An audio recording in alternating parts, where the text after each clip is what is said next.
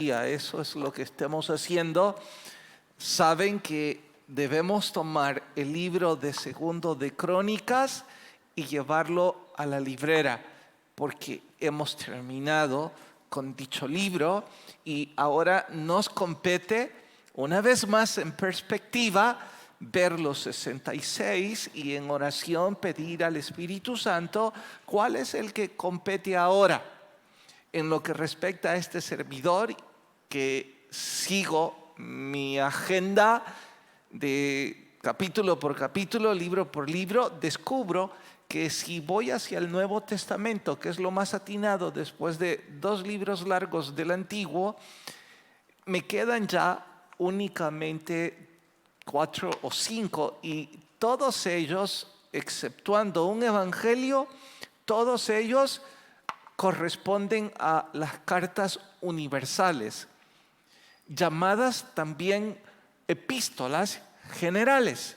Y deben saber que aun cuando eso de epístola general o carta universal suena muy académico, muy sofisticado, muy lejos está de ser complejo.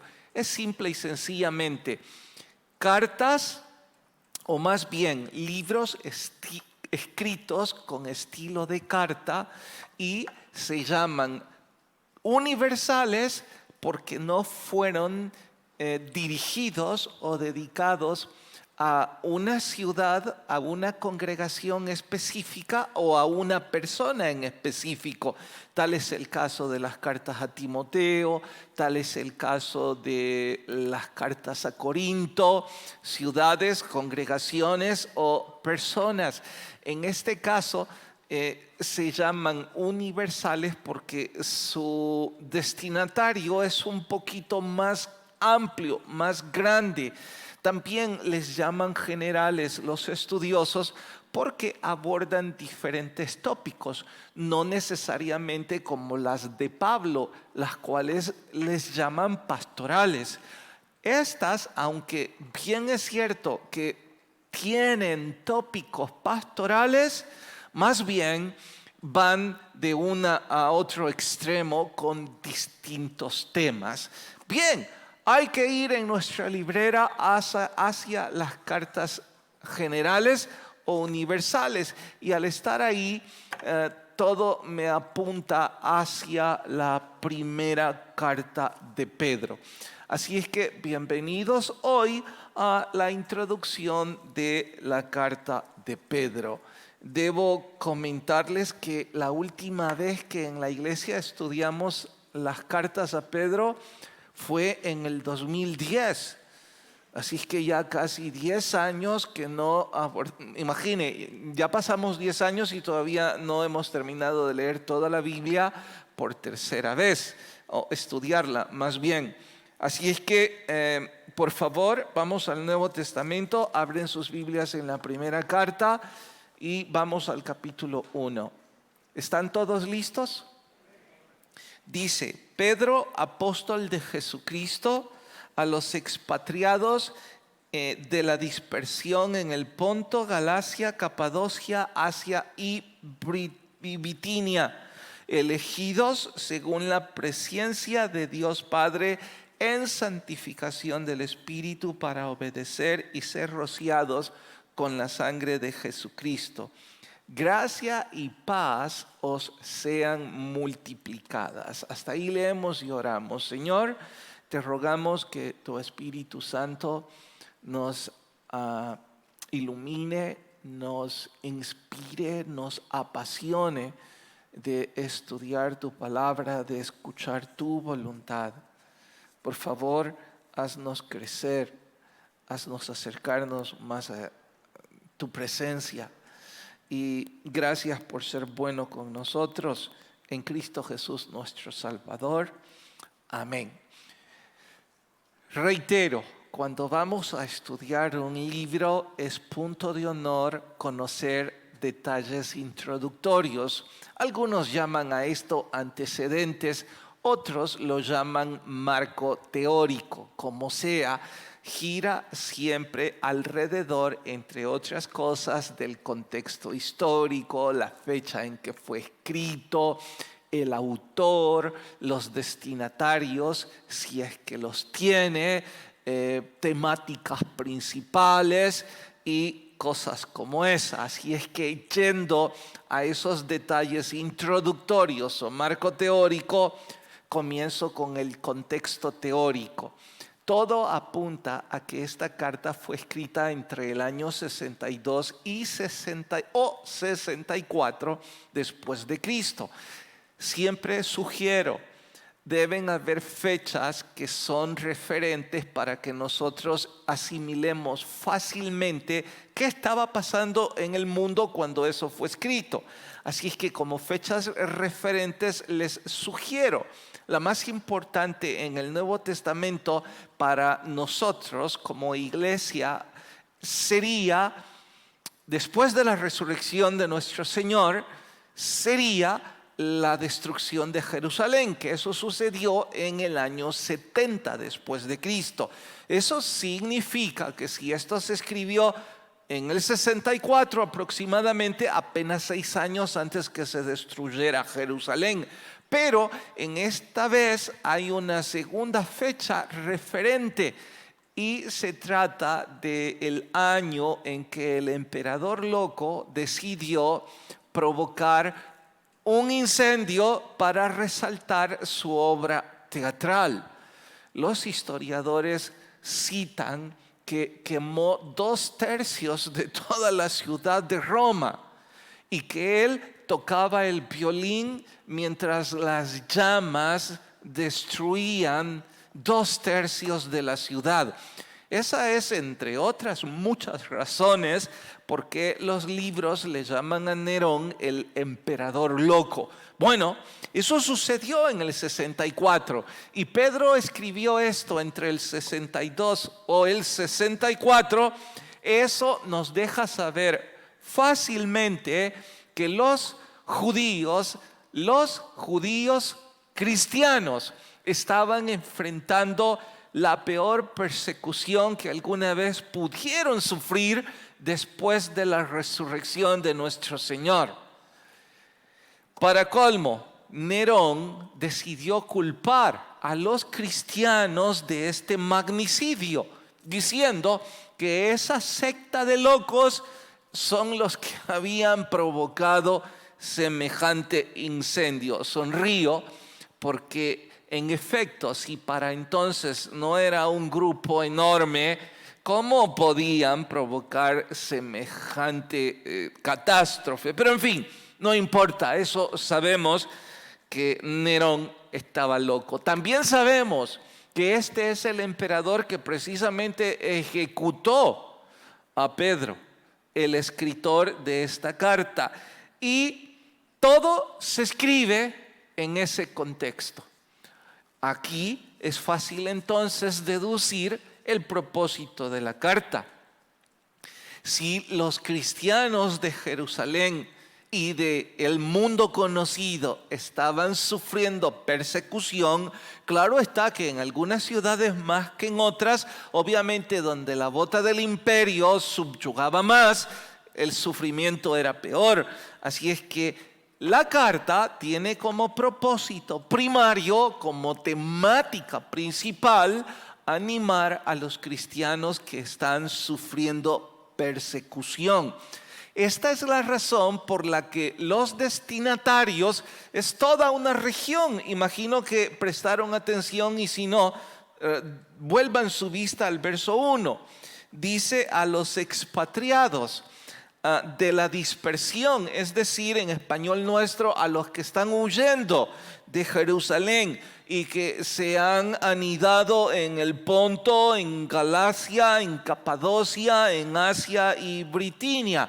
Si buscan un mapa como este, van a sorprenderse que si buscan Bitinia hacia lo que era en ese entonces Asia, Capadocia, prácticamente todo lo que es Asia y muy cerca hacia Europa, pues a toda esa región es a la que Pedro se está dirigiendo. Pero si van un poco más arriba, descubrirán que Bitinia está ya yendo hacia Europa y está yendo hacia la bota de Italia. Y eso grita el interés de Pedro también en llevar el mensaje a Roma. Aún historiadores creen que fue ejecutado precisamente en Roma. Digo historiadores porque esa información no está en la Biblia, es más bien historia secular, que no tenemos razón ni para recalcarla ni para refutarla, pero bueno es que tengamos, insisto, el marco teórico. Ahora, en cuanto al autor, a esta altura pienso que ustedes saben bastante bien sobre Pedro. Y tratar de buscar en sus orígenes, pensé que no era lo más sabio, porque bastante conocido es por todos, en honor a las repetidas veces que el apóstol aparece en los evangelios, en el libro de Hechos, en honor a su temperamento y en honor a que si alguna jerarquía apostólica existió, obviamente esa le correspondió a Pedro. Así que sabiendo eso, pues mejor corremos y tratamos de profundizar en verso por verso. Ahora, hay dos cosas que yo no estoy seguro si la mayor parte conoce respecto al apóstol. Y digo, no estoy seguro si ustedes lo conocen porque no está en la Biblia. Recalco, es información secular. Aún cuando la mayor parte de libros lo mencionan, entonces yo digo, ¿por qué vamos a dudarlo si nadie pone esto en tela de juicio? Y vaya que es interesante. ¿De qué estoy hablando? Precisamente la primera es de que como murió, y ya sabemos que Nerón lo ejecutó, ya sabemos su martirio, pero no está en la Biblia, Así que si cualesquiera están a punto de preguntarme dónde lo busco, no está allí. Segunda cosa que probablemente no manejen la mayoría es cómo un pescador sin educación académica pudo haber escrito esta carta. Saben, como detalle curioso, los escritores, los intérpretes no evangélicos son algunos de los críticos más fuertes. En cuanto a ellos, deciden poner en tela de dudas que esta carta haya sido escrita por Pedro. Y todos, o los 3 o 4 que leí, dicen exactamente lo mismo. Lo ponen en tela de dudas porque el estilo literario con el que la carta está escrita no es para un hombre común, corriente, mal hablado y un simple pescador. Y no dije nada para discriminar al apóstol. La Biblia describe eso que he dicho. Él fue un pescador sin mayor preparación académica, muy mal hablado y con un temperamento especial. Por eso, los seculares dicen cómo pudo haber escrito una carta con este estilo. Probablemente tuvo un amanuense o un escriba, un secretario. Sonrío cada vez que leo y que algunos maestros cristianos le prestan atención a semejante crítica. Desde donde yo lo veo es ridículo. Les explico por qué. Razón tienen en decir que Pedro no tuvo esa preparación y que era mal hablado. Pero por favor, ese era el Pedro antes de la resurrección de nuestro Salvador. Después de la resurrección del Señor, es tonto el que diga que no tuvo preparación. Estuvo 3 años, día y noche, con el mejor maestro jamás imaginado por mente humana. Durante 3 años, él fue instruido directamente por nuestro Salvador. ¿Cómo que no iba a tener preparación? ¿Cómo que no iba a ser transformado? El Pedro que encontramos en esta carta, de acuerdo que no es ese apóstol impertinente que habla cuando debe tener la boca cerrada, de acuerdo que no es ese personaje un tanto juguetón, de acuerdo. Pero esto sucede no solo 3 años después de ese entrenamiento magistral, esto sucede un poco más de 20 años después de la universidad. Con eso estoy diciendo que el entrenamiento y la experiencia del apóstol para cuando escribe esto, oiga, ya lo ha convertido en un maestro. Y nada debería sorprendernos. Ahora, no estoy tratando de defender al apóstol y esta carta. Estoy más bien introduciendo el primer verso, porque él menciona 2 o 3 cosas que me dejan en reflexión. Mira el verso 1. Pedro, apóstol de Jesucristo a los expatriados. No, es el verso 2. Dice al comenzar, elegidos. Está diciendo que él fue elegido. Vaya arrogancia si eso no es cierto. Después de decir elegidos según la presencia de Dios Padre, dice en santificación del Espíritu para obedecer. Wow. Noten si no es otro personaje. Digo otro en comparación al Pedro que conocemos en los evangelios, porque aquí está 100% seguro que él ha sido elegido por Dios para el ministerio. Aquí está diciendo de que el Espíritu Santo lo ha santificado. Aquí está diciendo que él fue transformado por el Espíritu de Dios para obedecer a Dios. Bueno, no puedo seguir entonces si no hago referencia a eso, al cambio y a lo sobrenatural que sucede cuando un hombre o una mujer son tocados por Dios, son elegidos, son santificados, están listos para obedecer. Estoy diciendo, y a propósito, siendo redundante, que si usted y yo hemos sido tocados y llamados por el Espíritu Santo, tendríamos que estar seguros de nuestra elección, de la elección de Él sobre nosotros, de la santificación de su Espíritu en nosotros y de nuestra disposición para obedecer. ¿Cómo voy a abordar eso? Estoy emocionado de decirles que quiero abordarlo desde el punto de vista de Spurgeon. Y digo emocionado porque voy a hacer un paréntesis publicitario. Les sugerí cuando empezamos discurso a mis estudiantes, a todos los pastores, líderes, diáconos, directivos, que este era un libro que no podían dejar de leer. Si no fui lo suficientemente motivador para que ustedes lo leyeran, quiero volver a intentarlo. Si ustedes no están leyendo este libro, se están perdiendo de una bendición grande.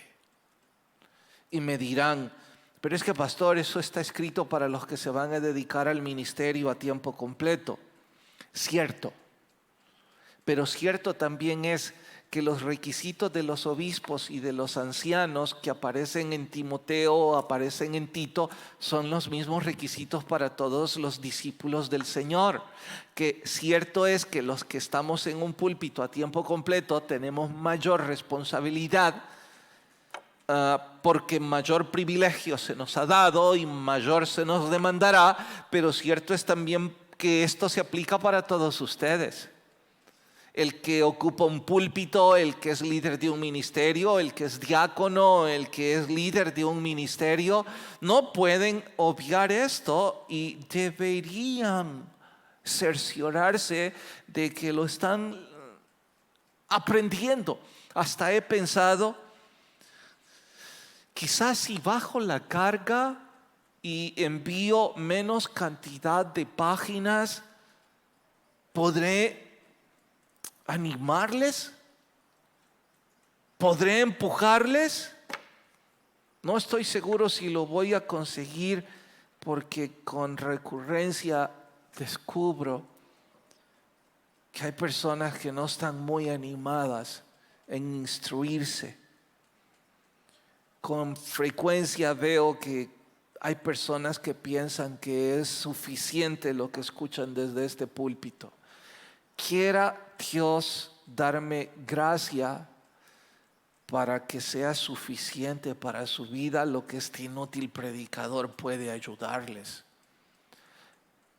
Pero lo dudo. Por favor, deben leerlo. Pienso que todos los que ocupan un puesto de liderazgo en la iglesia, o se van a graduar del seminario o van a las misiones, este es uno de esos libros que yo debo asegurarme que lo han leído antes que vayan. En fin, Spurgeon pregunta: ¿cómo puedo estar seguro que yo he sido elegido por el Espíritu Santo? Y dice algunos puntos de cómo puedo asegurarme que el Espíritu Santo me ha llamado, porque sería ridículo, sería absurdo, sería un estorbo terrible que yo intente presentarme como un embajador cuando el presidente de esa nación no me ha certificado como tal. Es absurdo que yo quiera ocupar una posición de liderazgo si no estoy seguro que el Espíritu Santo me ha dado la credencial, y que debo asegurarme de eso. Bueno, ¿cuáles son esas señales? ¿Cuáles son esos puntos que yo puedo ocupar para autoevaluarme? No voy a ocupar todos. El tiempo no lo dejaría. Ustedes pueden en casa corroborarlos y aprender mucho más. Yo solo voy a intentar aplicar a nuestro estudio de hoy y al hecho de que ha sido elegido y santificado. Bueno, número 1, debo responder esto: deseo con total intensidad hacer esa obra, cueste lo que cueste. ¿Cuál es su posición?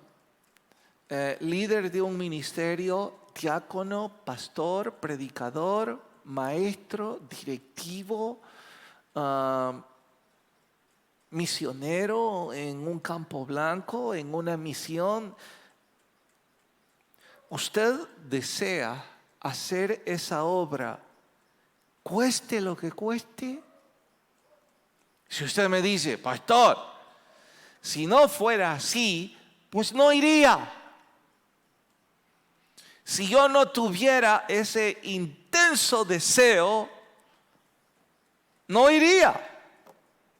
Bueno, si eso es cierto, significa que usted y yo estamos dispuestos para resolver cualquier impedimento, cualquier estorbo que manche el testimonio de ese ministerio para yo hacer la obra.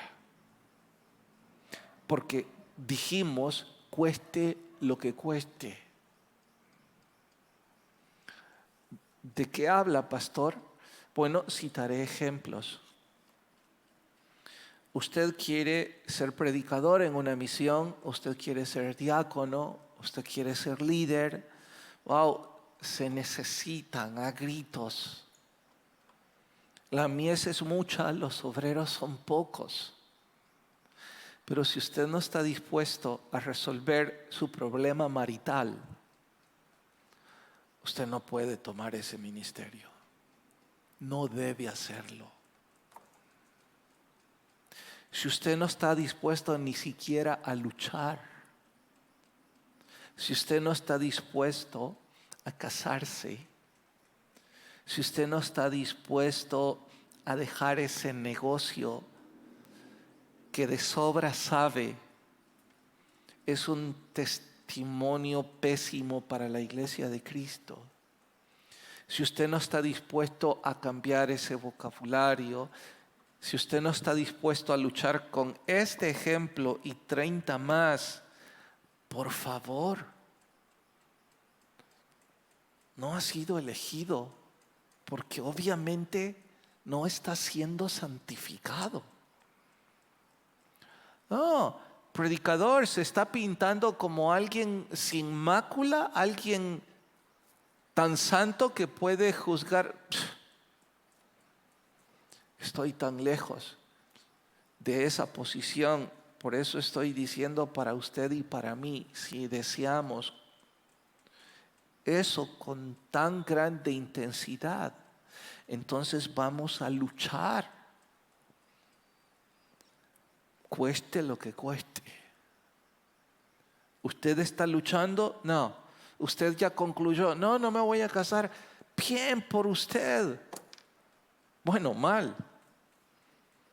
Pero bien que lo acepte y se haga a un lado. Ya no insista.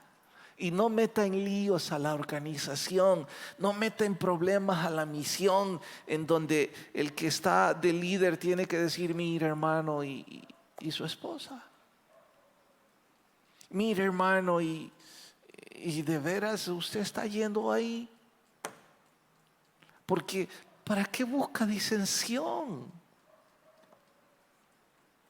Sé que algunos estarán a punto de decirme, hey pastor, cualquiera con sensatez estaría animándonos, no restringiéndonos. No estoy haciendo eso en honor a lo siguiente. Si yo puedo convencerlo de que usted deje su posición, es porque usted no ha sido llamado o llamada. Ahora, si yo no puedo convencerle, es porque usted va a decidir luchar y resolver su problema. Porque usted desea hacer la obra de Dios de forma vehemente y está dispuesto aun cuando cueste mucho. Así es que les diría a todos aquellos que anhelan, disfrutan o llevan a cabo un ministerio, si han sido elegidos, demuestre que está luchando para resolverlo o hágase a un lado. Segunda señal para saber si yo he sido elegido: el deseo ferviente de enseñar a otros la palabra. Oigan, es que hay personas que buscan el apostolado de Pedro por razones egoístas, por razones personales. Me apena lo que voy a decir, pero estoy seguro que es así. No sé ahora. Cuando yo estudié en el seminario, ¿sabe que había personas que estaban estudiando porque no se habían podido graduar de la universidad? Y anhelaban jactarse que tenían un título y querían sentirse académicos.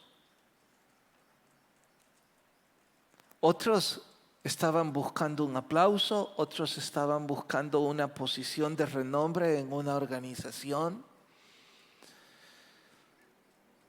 Pero la aptitud y el deseo intenso de enseñar a otros la palabra, eso no existía. Prueba de ello, si usted quiere medirse a sí mismo.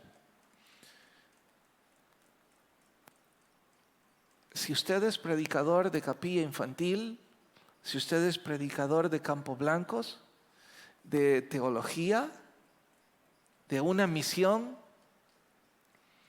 respóndanme esto. No, respóndanse.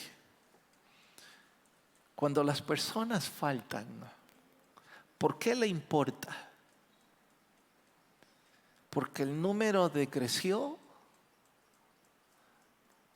¿O porque esas personas no están siendo alimentadas? ¿Acaso están angustiados los que hoy por hoy no están ejerciendo el ministerio porque la pandemia les imposibilita? Si no lo están, si están bien cómodos, espero que esta exhortación les conmueva o se den cuenta que no están siendo elegidos. Porque tuvimos que habernos sentido desesperados por no poder cumplir con lo que tanto hemos sido llamados a hacer. Pero si eso es algo que no le preocupa ni le importa, probablemente es parte de una organización establecida, pero elegido en el reino.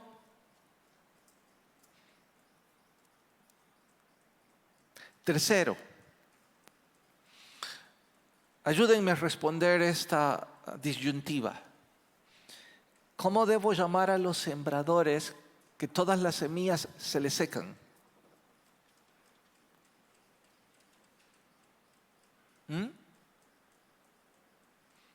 Nunca nada se le pega. ¿Cómo se llaman esos sembradores? ¿Mal sembrador? Bueno, mal sembrador no será aquel que se le pega la mitad o un poquito, pero algo se le pega. Pero a este no se le pega nada.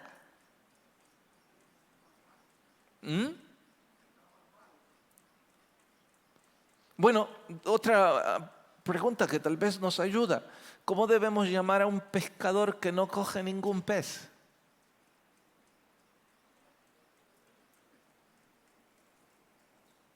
Oh, lleva meses, años en alta mar y todavía no ha podido conseguir un pez. No es pescador. De igual forma, el sembrador no es sembrador porque nada se le pega. Bueno, entonces ahora debo preguntar, ¿cómo se le deben llamar a los supuestamente elegidos al ministerio? Llámele como le llame, pastor, predicador, directivo, líder, que tienen meses y nadie se ha convertido a Cristo a través del trabajo que el Espíritu Santo hace en usted. ¿Cómo le llamo?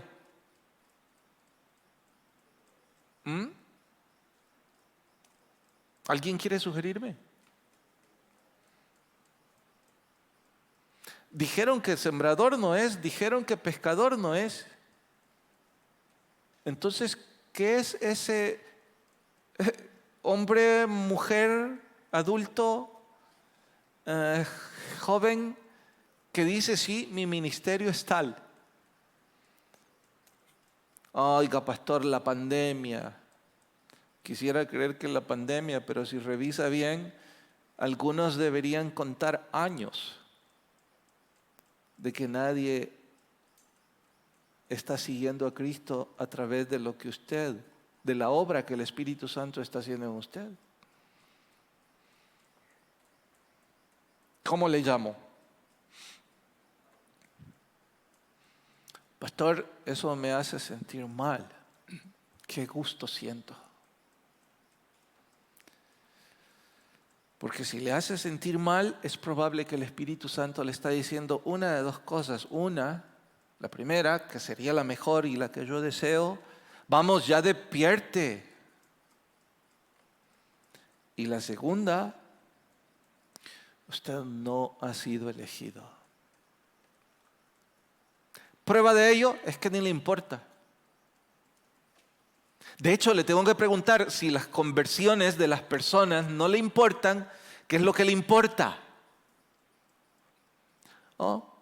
¿Le importa protegerse? ¿Le importa el trabajo? ¿Le importa la comida? ¿Le importa la familia? Cosas nobles todas. Pero el pescador lo que hace es coger peces. Y el ministro lo que hace es llevar personas a los pies de Cristo. Bien.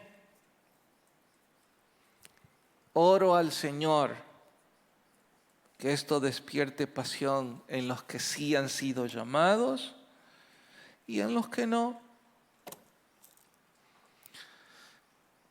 Me faltan 5 minutos. Sí tengo el tiempo para decirles esto. Como ilustración, ¿saben qué es lo único que es sobrenatural del trabajo que nosotros hacemos como ministros? Cuéntenme. Y repito, ministros, llámese como quiera. ¿Qué es lo único que es sobrenatural?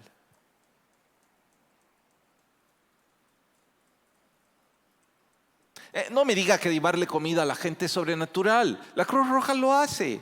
El Club de Leones lo hace. Los Boy Scouts lo hacen.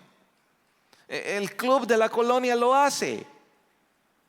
Así que no me venga a decir que ir a repartir canastas de Navidad fue sobrenatural. La única cosa sobrenatural es que las personas abran su corazón a Cristo. Eso sí es milagroso. Y es lo único que puede gritarnos que el Espíritu Santo nos está usando. Que hemos sido elegidos. Y cuidado que yo no estoy hablando de la emoción de un momento, de una actividad. Apedréenme si les parezco fuera de orden. ¿Saben que después de haber leído Sígueme, el Espíritu Santo, creo, fue el que puso eso en mi corazón? Decidí que cada vez que hago la invitación para recibir a Cristo, voy a hacer 2 cosas. Una, voy a decir arrepiéntanse, porque la Biblia ese es el mensaje que da. Pastor, ¿en serio? ¿Qué dijo Juan el Bautista? Arrepiéntese porque el reino de los cielos se ha acercado. Eso es el mismo mensaje de Jesucristo, de nuestro Salvador. Es que cada vez que decimos arrepiéntanse, como que la gente eso no lo va a convencer, ¿no les parece?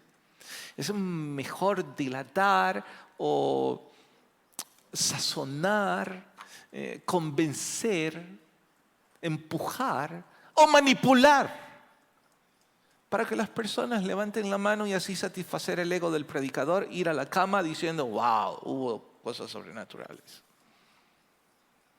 Así que decidí, voy a decir esto siempre, aun si no hay conversiones.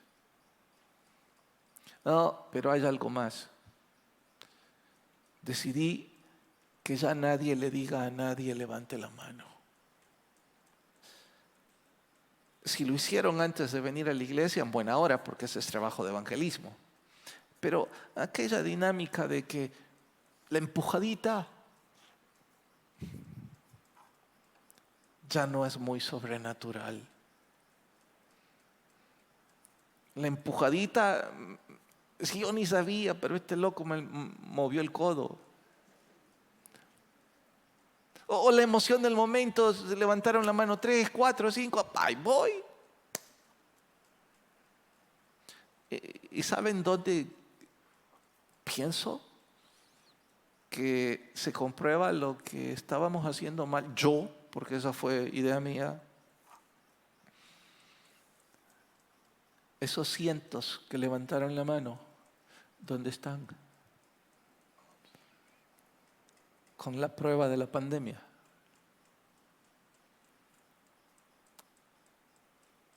No me diga que se están protegiendo.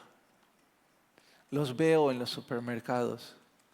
Me saludan en los centros comerciales o en las ferreterías. El colmo, el otro día tuve que bajarme en una especie de feria a comprar algo. Pastor, qué gusto verlo, lo extraño. Yo quise decirle, yo no. Bueno, pienso que todos esos fueron más bien empujados por este servidor, pero no la obra sobrenatural. Porque ¿quién los tiene obligados a ustedes aquí? ¿Están obligados? ¿Quién los tiene aquí? Lick, ¿quién lo tiene aquí? ¿Nadie? Solo el Señor. Y eso es sobrenatural. No sé, bueno, sí sé que es abogado, no sé de dónde trabaja, no sé cuál es su horario, no sé de dónde vive y tampoco usted sabe nada de eso sobre mí, pero el Señor lo pone a estar ahí. Eso es sobrenatural. Pero si yo no tengo ninguna pasión por las almas, ay, vaya título que he conseguido. Finalmente, ser idóneo para el trabajo que Dios me ha llamado a hacer. Dice Spurgeon, no corráis ofreciéndoos a vosotros mismos para ministrar aquí y allá. Lo repito porque vaya bofetada. No corráis ofreciéndoos a vosotros mismos para ministrar aquí y allá. ¿Saben por qué fue bofetada para mí? Me acordé a los 20 años o 21, cuando yo estaba en el seminario, yo ya tenía pasión por predicar. Y en ese entonces, en esa organización, se estaban desarrollando las casas de oración, decenas y decenas. Entonces, el director del seminario pasaba cada semana en las clases diciendo, necesitamos un predicador para la casa de oración tal, necesitamos esto, necesitamos esto. Entonces, todos los candidatos, los adúlateres, los neófitos, por supuesto que nos ofrecíamos y levantábamos la mano. Yo. Oigan, sé que sonreirán. ¿Saben que nunca me eligieron? Nunca. Hasta el punto que en mi orgullo y capricho, después de la quinta vez dije, no vuelvo a levantar la mano. Pastor, por eso se hizo predicador. No. Después me llamaron a ser profesor en el seminario en defensa de mi locura. Estoy diciéndoles esto porque si yo hubiera leído esto hace 30 años, no me hubiera sentido tan frustrado y tan avergonzado. Porque lo que el predicador quiere decirnos es que si usted y yo hacemos nuestro trabajo con amor y con el deseo vehemente por las almas, el Señor es el que nos va a decir, hágalo aquí. El Señor va a poner algo para llamarnos y decirnos, haga esto, diga esto, enseñe esto, porque toda la obra que está descrita en este libro es absolutamente sobrenatural. El simple pescador en una especie de líder de la organización más poderosa y portentosa que jamás ser humano imaginó. Después de 2000 años, estamos leyendo al pescador y descubrimos que no fue que él hizo nada, sino que el Espíritu Santo de forma milagrosa obrando en él. ¿No es eso lo que nosotros queremos? ¿Ser elegidos y santificados y obedecerlo? Bueno, es algo que cada quien debe responder. Oramos. Señor, gracias por tu palabra y lo que ésta nos enseña. Perdónanos por todo lo que hacemos mal y por todas esas veces que yo me ofrecí. Descubro que era porque yo no estaba haciendo mi trabajo